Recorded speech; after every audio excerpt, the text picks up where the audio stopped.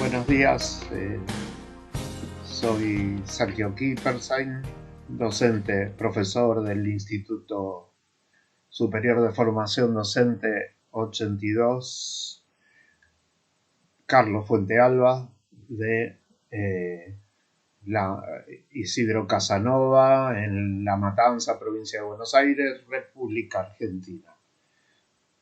Como ven, me acompañan la bandera argentina, por lo que dije, soy argentino, se habla desde Argentina, me acompaña la bandera huipala porque reconozco a los pueblos originarios como parte del acervo y la historia cultural argentina y latinoamericana, y de la misma manera hoy me acompaña el mate, parte de nuestra cultura, y si la ven, me acompaña Mercedes Sosa, parte de nuestra cultura hoy en el mate. Vamos a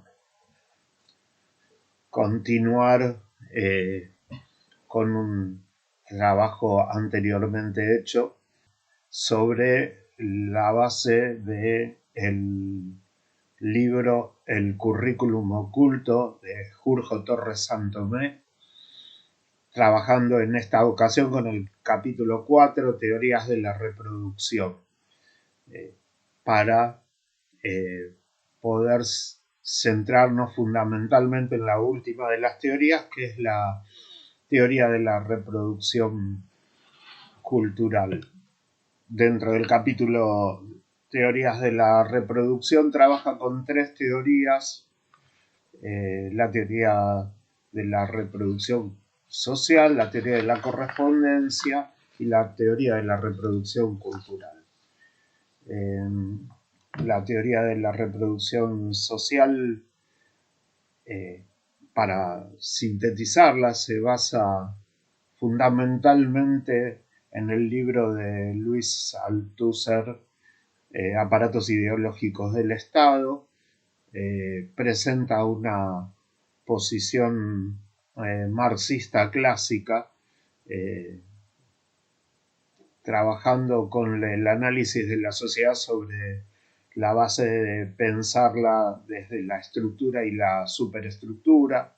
Plantea que la estructura está organizada de acuerdo a las relaciones económicas, y que las relaciones económicas se dan fundamentalmente alrededor de la propiedad de los medios de producción, y en ese sentido habla, como decía, desde el punto de vista del marxismo clásico, de que las clases sociales se organizan alrededor de la propiedad de los medios de producción y por lo tanto básicamente en burguesía y proletariado, y que habría una superestructura que es la que organiza, justifica y mantiene esa estructura con la intención de que se repita. Y esa superestructura está compuesta de dos partes: aparatos represivos del Estado, policial y militar, y aparatos ideológicos del Estado, dentro de los cuales habla de 4 sistemas. Los aparatos ideológicos del Estado serían el judicial, todo lo que es el sistema político e ideológico, el cultural y el educativo. Sistema judicial, leyes para organizar y mantener y perpetuar la estructura social. Sistema político e ideológico como parte del desarrollo de la organización política de la sociedad para lo mismo, para mantenerla, y la ideología que se transmite tanto políticamente como culturalmente, y donde Althusser le da un rol fundamental a las iglesias, y uno podría agregar en este momento como rol importante los medios masivos de comunicación, y en la actualidad todo lo que configuran las redes sociales. Y le da un papel preponderante al sistema educativo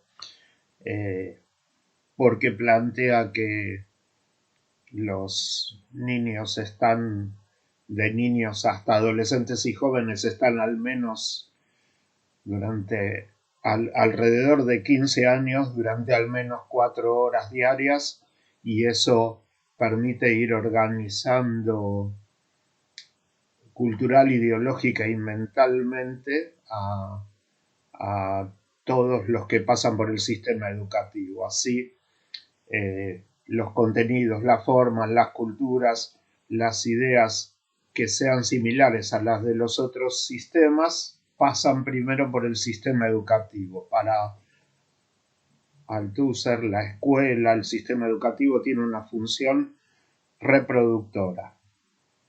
Reproduce mediante los procesos educativos la estructura de la sociedad.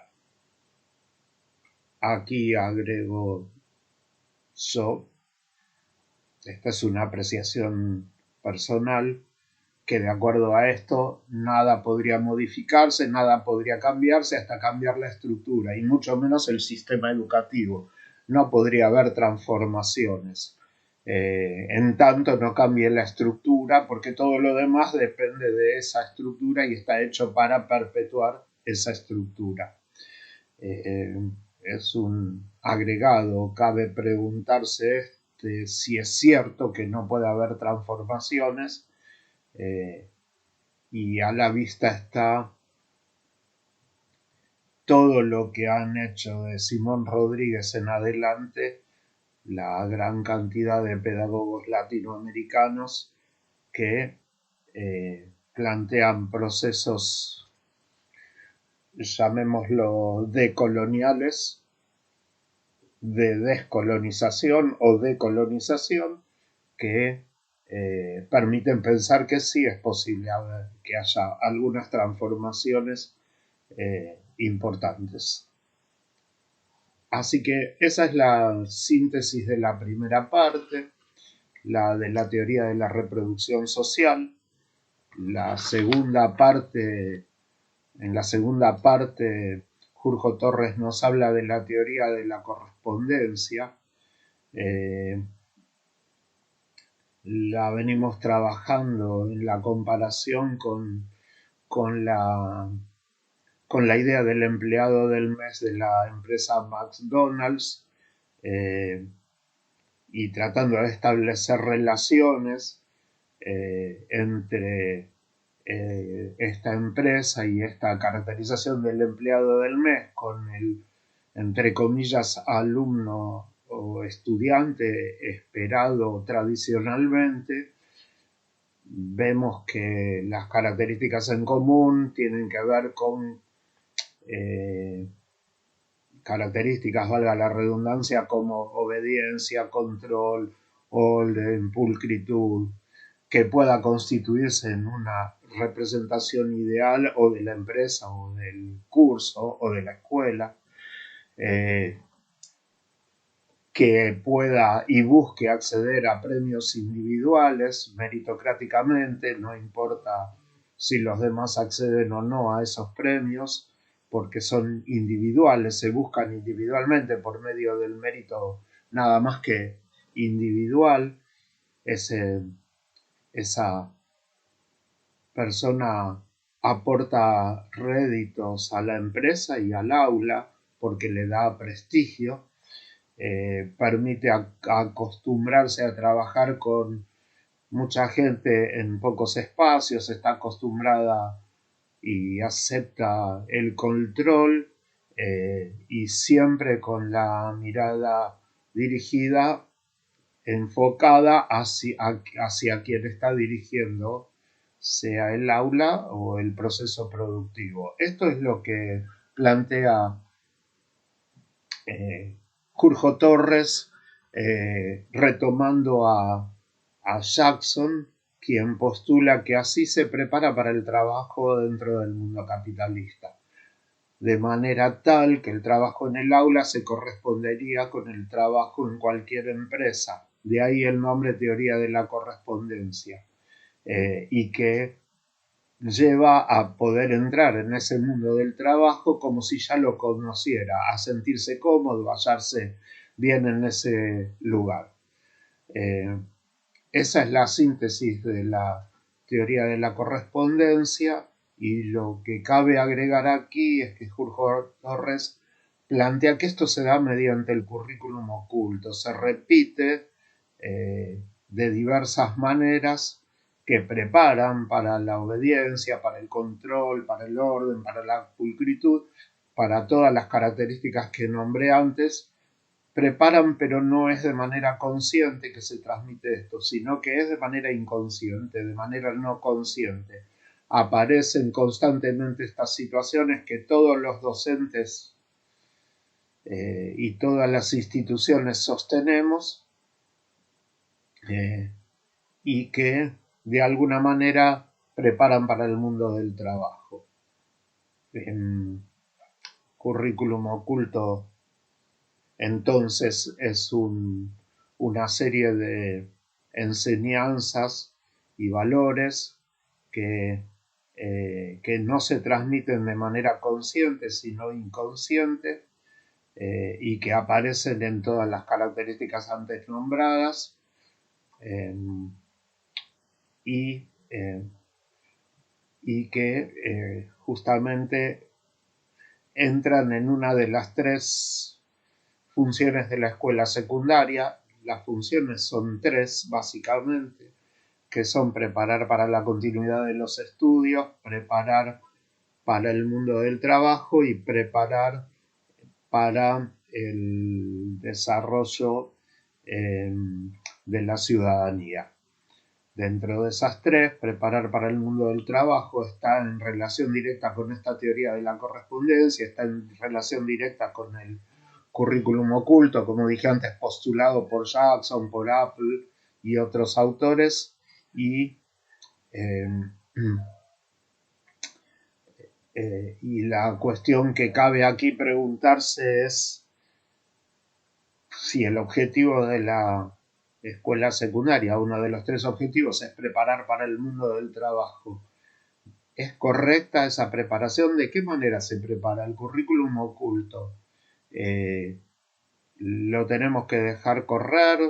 ¿Tenemos que hacer que funcione de esa manera? ¿O tenemos que repensar los valores del currículum oculto y pensar de otra forma la preparación para el mundo del trabajo? Dejo estas preguntas como parte de lo que es pensar acerca del rol docente. Ahora bien, Bourdieu, en realidad, Jorge Torres, tomando a Bourdieu, nos plantea una tercera teoría, que es la teoría de la reproducción cultural. Parte de la idea de que hay una excesiva confianza en las instituciones educadoras, escolares, como si fueran compensadoras de las desigualdades sociales. Y dice que esa excesiva confianza nos incapacita para descubrir a la educación como conservadora e injusta. Dice que aparece generalmente la educación como si fuera equitativa, y sin embargo,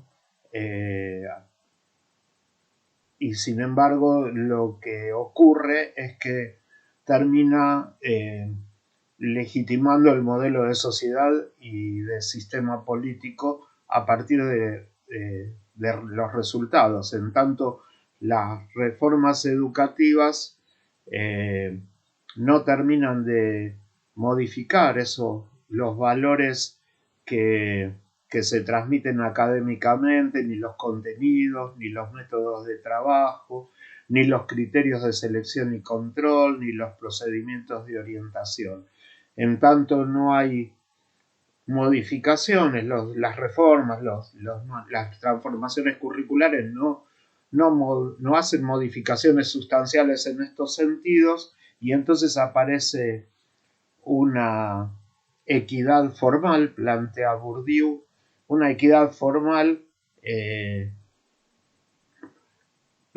que aparece como una falsa neutralidad, porque trata a todos absolutamente como iguales en deberes y derechos, a pesar de las desigualdades de hecho. En tanto, la propuesta curricular no asuma, dice Bourdieu, no asuma que los estudiantes no llegan al sistema educativo como una tabula rasa, sino que tienen un capital cultural inicial absolutamente diferente, entonces no tendremos una real reforma. ¿Por qué dice esto? Porque el capital cultural, las expectativas y las actitudes acerca de lo que es y lo que se espera de la cultura contribuyen dice Bourdieu, a la reproducción de todas las estructuras jerárquicas sociales. Así, tenemos tres aspectos para revisar esto que acabo de decir, que se relacionan con la idea transmitida por Bourdieu. Una es que el éxito cultural, el éxito escolar, entonces depende de la familiaridad que tenga el alumnado con la cultura que se transmite, y esta familiaridad está en directa relación con los certificados, con los títulos escolares paternos o maternos, con la cultura paterna o materna. En tanto la cultura paterna o materna se parezca a la cultura que transmite la institución escolar, estamos asegurando el éxito escolar. En tanto haya una gran distancia, entonces estamos por lo menos alejándolo a los estudiantes de ese éxito escolar. Así que la relación entre el éxito escolar y el nivel cultural depende de una serie de técnicas y métodos de trabajo intelectual que en general no se acostumbran a desarrollar en las instituciones de enseñanza, y eso convierte a las clases sociales culturalmente más desfavorecidas en aquellas que están en una desventaja decisiva, ya que los padres, las familias no pueden ayudar a sus hijos e hijas a atravesar esas lagunas. Y un tercer factor, el segundo es la relación entre éxito escolar y nivel cultural, y un tercer factor es que hay criterios implícitos para emitir juicios, valoraciones y apreciaciones acerca de quiénes son hábiles y brillantes y quiénes son lo opuesto, inhábiles e ineficientes, y eso está en relación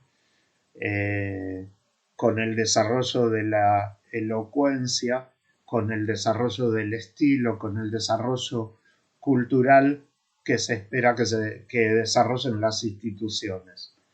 Esos criterios implícitos valorizan o desvalorizan, aprecian o desaprecian a quienes no lo logran. En general aparece, dice Bourdieu, como una desvalorización de lo que es propiamente escolar. Cuando se reprocha que se hace un trabajo que es escolar y se aprecia y recompensa lo que no puede ser adquirido más que en la dinámica de aprendizajes extraescolares, y de manera especial en la familia.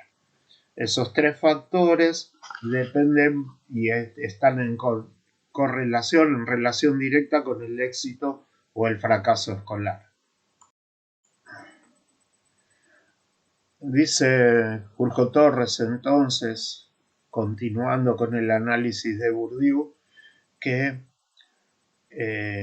las divisiones en clases y grupos sociales están en relación con configuraciones ideológicas y materiales sobre las que descansan esas clases sociales y que ellas están mediadas y reproducidas a través de la violencia simbólica. ¿A qué se refiere con esto? A que el poder, todos los que detentan el poder, los grupos que detentan el poder, definen el mundo y definen significados acerca de qué es el mundo y presentan a esos como los únicos legítimos, disimulando así que ese mismo poder es el que puede hacerlo, el que puede hacer esas definiciones y que esas definiciones en realidad son consistentes con sus propios intereses de clase. Bourdieu define esto como violencia simbólica. ¿Y por qué? Porque refuerza relaciones de poder de unos grupos sociales sobre otros, y entonces dice, de esta manera se produce la domesticación del dominado. Así que, por lo tanto, la cultura estaría mediada por los intereses de clase. Siguiendo con el análisis, en la escuela esa violencia simbólica se ejerce, dice Bourdieu, mediante la acción pedagógica. ¿Por qué? Porque dice que toda acción pedagógica es objetivamente violencia simbólica, en tanto es una imposición por un poder arbitrario que a su vez es un poder cultural. ¿Por qué es violenta esta acción? Porque se ejerce en una relación de comunicación absolutamente desigual, donde una clase o grupo social tiene un mayor poder y realiza una selección arbitraria de la cultura que va a legitimar, de los contenidos culturales que considera legítimos. Y de acuerdo a esto, según la mayor o menor aceptación, va a necesitar una mayor o menor coacción para imponer esos significados, de manera que puedan siempre continuar y ser aceptados. De esta manera, lo que hace falta es naturalizar esos contenidos culturales, esos contenidos pedagógicos, esos contenidos que reproducen básicamente las jerarquías de poder con la idea de que han sido y serán siempre de la misma manera. Y dado que se trata de una situación de imposición, hay que tratar de disimularla. Entre las muchas estrategias, dice Bourdieu, que hay para disimular esta imposición, para ocultarla y para que no se haga consciente, dice Bourdieu, se recurre al conocimiento de autoridad pedagógica, a la idea de reconocer esa legitimidad y condicionar la recepción de manera que cualquier agente o institución pedagógica sea digna de transmitir lo que transmite y que quede autorizada para imponer la recepción y para controlar la inculcación de esos conceptos por medio de recompensas o sanciones. Aquí agrego yo, entonces cabe pensar en la actualidad qué es lo que desde la política se autoriza y qué no. Nosotros tenemos una historia que muestra unos inicios del sistema educativo argentino organizado por la generación del 80 con una participación activa de Sarmiento como figura principal de esa situación, en la cual el sistema educativo argentino legitimaba lo que había construido, la escuela pública, principalmente la escuela primaria. Recordemos que la escuela secundaria es obligatoria a partir de la Ley de Educación Nacional del año 2006, por lo tanto en 1894, cuando se crea la Ley de Educación Común, la obligatoriedad era en la escuela primaria, pero lo que se legitimaba era todo lo producido por la escuela pública, en tanto la escuela pública estaba produciendo contenidos culturales necesarios para el desarrollo de nación que estaba planificando esa generación, la generación del 80. Cabe entonces preguntarse, largamente preguntarse, por qué razón eso que antes estaba autorizado desde los estratos de poder, ahora se está desautorizando. ¿Cuál es la razón para poner en debate? Por supuesto, para poner en debate, ¿cuál es la razón por la cual los grupos de poder que detentaban el poder y lo siguen detentando, tanto en la generación del 80 como ahora, legitimaban la escuela pública en los inicios, en los albores del sistema educativo, en la primera mitad del siglo XX o más, y por qué razón ahora, después de 40 años de democracia, hay un fuerte ataque a la escuela pública para deslegitimarla y, entre comillas, quitarle la autoridad pedagógica. Y por lo mismo, cabe preguntarnos cómo construimos autoridad pedagógica en las instituciones educativas si desde algunos de los espacios de poder se la trata de desautorizar. Hechas estas preguntas, continuamos, que son personales, continuamos con el desarrollo que hace Jorge Torres de las ideas de Bourdieu. Bueno, como hemos visto, dice Bourdieu, toda autoridad pedagógica es fruto de una delegación de autoridad, o sea, de una delegación de poder. ¿Por qué? Porque lo que se delega es la idea de que las clases o grupos sociales cuya arbitrariedad cultural imponen tiene que reproducirse. Entonces definen a quién se le delega esa autoridad porque mantienen o reproducen las estructuras culturales que están prevaleciendo, dominando, desarrollándose en la sociedad. Bueno, y entonces plantea que la acción pedagógica implica, por supuesto, un trabajo pedagógico que requiere de una duración, no me salía la palabra, de una duración temporal suficiente para que los destinatarios de la formación tengan huellas persistentes. Por lo tanto, en el proceso de socialización, la institución escolar tiene que crear un hábitus, dicen Bourdieu o Passerón, tienen que crear un hábitus que sea el producto de una interiorización de la cultura dominante, de sus categorías de percepción y de apreciación de la realidad para que tenga efectos reproductores. Eso es lo que ellos plantean que se constituye como arbitrariedad cultural.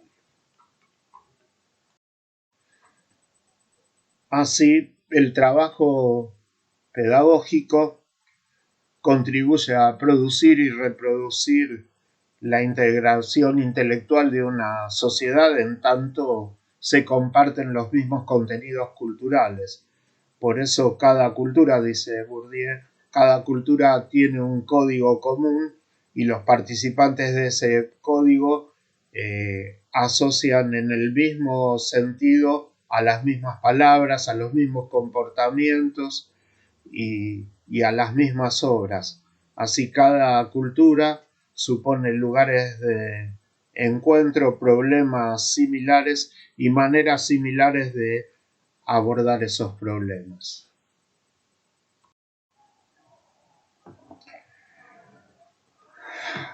Así es como dice Jurjo Torres, siguiendo a Bourdieu, el trabajo pedagógico da referencias sobre cómo debe ser interpretada la realidad y también define caminos, itinerarios, formas, métodos de resolver los problemas que se plantean a los hombres y mujeres que poseen un mismo hábitus. Así que una condición fundamental para que ese hábitus se forme es que el trabajo pedagógico sea contemplado como legítimo por sus destinatarios. O sea, legitimarlo implica entender que eso es lo que, entre comillas, lo que corresponde. Lo demás no correspondería. Si uno mira, agregó aquí, si uno mira algunas de las series yanquis, constantemente cuando requieren que alguien transforme o deponga alguna actitud que cuestiona el orden social de su país, dicen es hora de que hagas lo correcto. Habitualmente es hay que hacer lo correcto. Lo correcto está en relación, obviamente, con esta idea de cuál es el hábitus, cuáles son las formas de resolverlo, cuáles son los contenidos culturales correctos. Correctos valga la redundancia, porque los otros, los incorrectos, son los que no corresponden a la cultura que se ha definido como legítima. Así que la construcción de un hábitus también es la construcción de un interés creciente por el consumo de esa arbitrariedad cultural. Buscamos consumir los mismos contenidos culturales porque son parte de ese hábitus y así es como se legitima, dice Bourdieu, la cultura dominante. Y entonces los dominados le otorgan reconocimiento a esas formas culturales distintas que serían incompatibles y en las cuales serían incompatibles con las, entre comillas, ilegítimas. No se otorga valor a las